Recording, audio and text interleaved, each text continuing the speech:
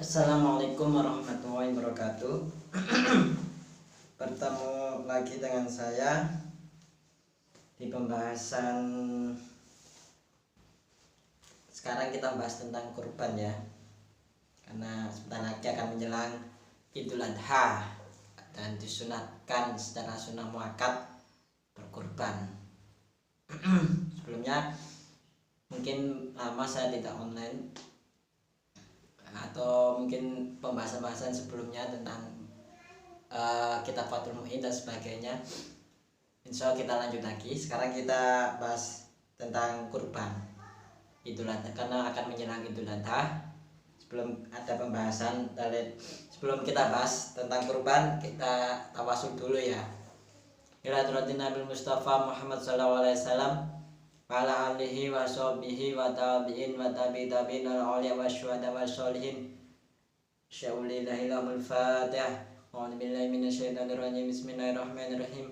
Alhamdulillahirabbil alamin arrahmanirrahim maliki yaumiddin iyyaka na'budu wa iyyaka nasta'in ihdinas siratal mustaqim siratal ladzina an'amta 'alaihim ghairil maghdubi 'alaihim waladdallin amin.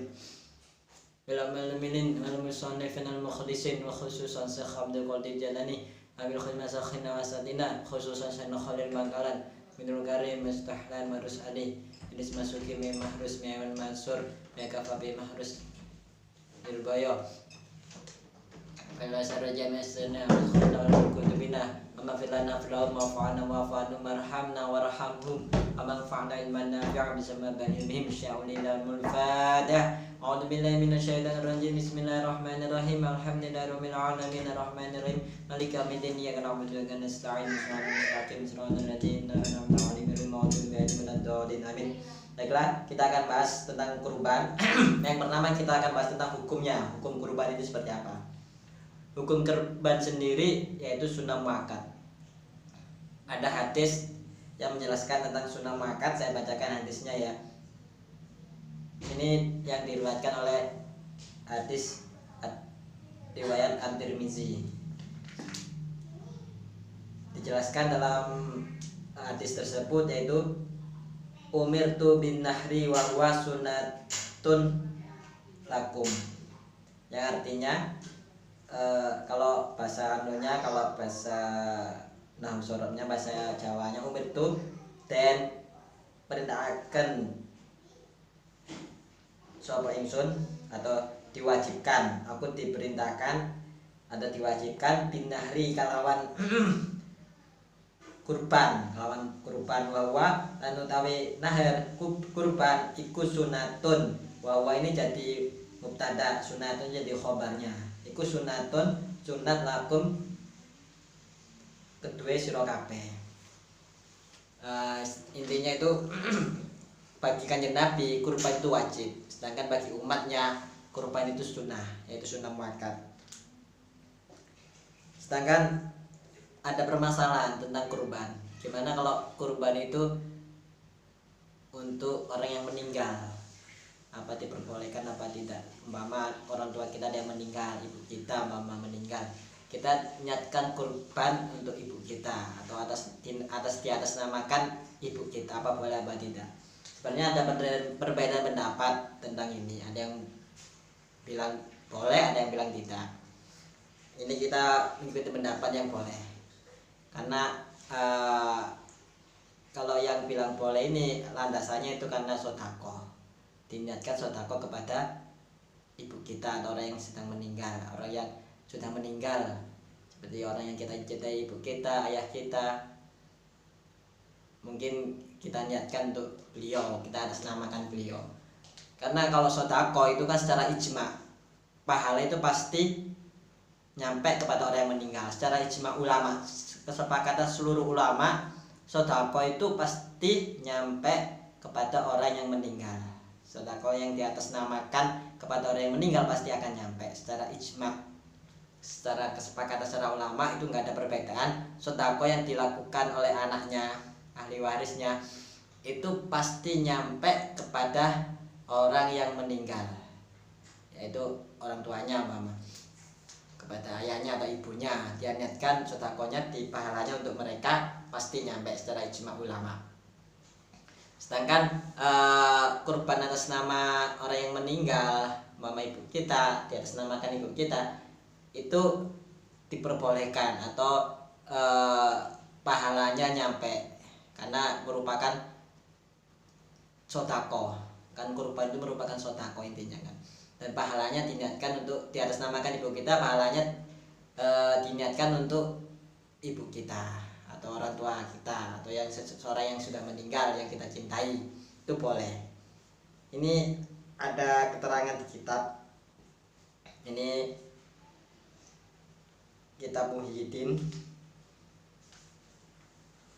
An-Nawawi Al-Majmu' Syarah Al-Muhaddab, Al-Majmu' Syarah Muhaddab. Terus ini dijelaskan tentang kurban kepada orang yang meninggal. Saya bacakan ibaratnya. Lau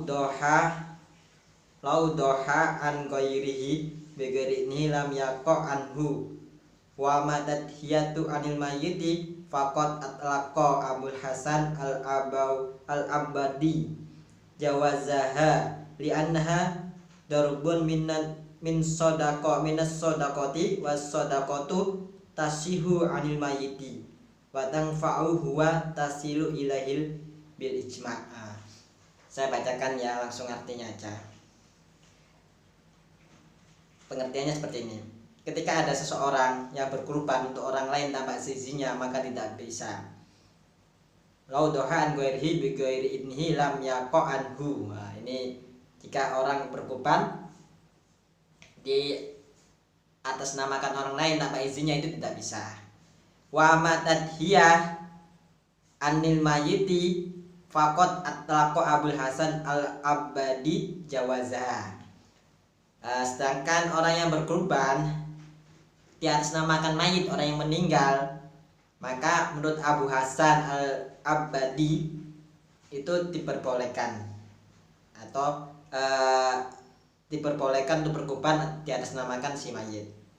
Lianha dorbun minas sodakot, karena merupakan kurban itu merupakan bagian dari sodako. Kan sodako ditaraskan ke fakir miskin, orang yang membutuhkan, itu kan merupakan sodako. Maka diperbolehkan menurut Imam Abadi. Wasodakotu tasihu anil mayiti wa tanfa'u huwa tasilu ilaihi bil ijma'. Sedangkan sodako itu sah untuk mayit, boleh masuk pahalanya kepada si mayit, dan pahala tersebut sampai ke mayit itu merupakan sebuah ijma' ulama, kesepakatan ulama. Pahala sodako masuk ke mayit atau nyampe ke mayit itu merupakan ijma' ulama, kesepakatan ulama. Mungkin dari sini paham ya. Berarti sodako yang nyampe ke mayit, sodako yang kita atasnamakan mayit itu merupakan sesuatu yang bisa sampai kepada si mayit. Dan Idul Adha, berkurban pada waktu Idul Adha itu merupakan sodako, diantaranya itu merupakan sodako, dan kita atasnamakan orang yang meninggal, itu pasti nyampe karena merupakan bagian dari sodako.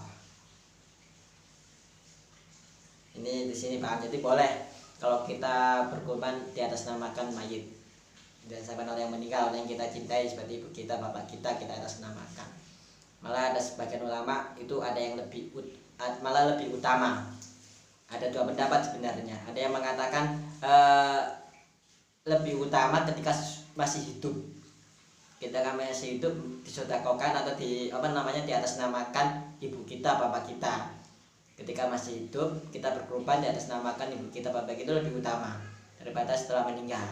Ada yang mengatakan juga, ulama yang mengatakan itu lebih utama ketika meninggal juga, lebih utama. Karena ketika meninggal kan tidak bisa berbuat apa-apa, lemah, sangat lemah, tidak bisa berbuat apa-apa, tidak bisa melakukan sodako, amalnya kan sudah nggak ada. Yang anak keturunannya dia meneruskan amalnya. Maka lebih utama ketika sudah meninggal kita sodakokan atau kita niatkan kurban atas nama orang tua kita, itu lebih utama. Ya terserah, kalau masih hidup ya utamanya ya kita harus sodako kepada orang tua kita waktu hidup. Tapi kalau sudah meninggal ya kita jangan putus untuk sodako. Di antaranya itu ya berkurban untuk mereka gitu. Sedangkan kurban sapi sendiri itu untuk 7 orang, sedangkan kambing untuk 1 orang. Itu banyak mungkin dalam makola atau dalam tausiah moido dijelaskan kalau kurban sapi untuk 7 orang, sapi atau unta 7 orang, untuk kambing 1 orang. Ini ada referensinya, saya bahas referensinya aja. Diriwayatkan oleh Imam Muslim, hadis sahih ini ya.